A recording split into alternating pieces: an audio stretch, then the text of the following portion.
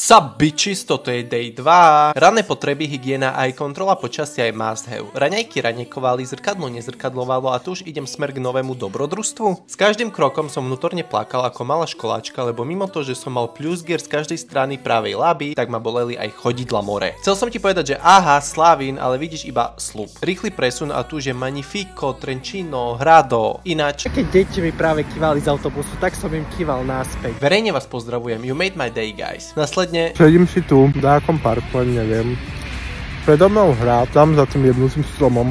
A tlačím do hlavy 400 gramový nadúpaný kakaový závid. No čo si viac prijať? A tak som si povedal, že... Už to nerezonoval, ja už nebudem chodiť, ja už mám piči, vieš, akože...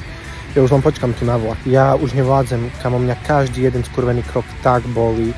Tie vyjebané plusgiere, čo ja mám na tých labách. A tak aj bolo. Vlak meškal, Richard skoro došťal a pre viac takýchto videí daj follow. Čau!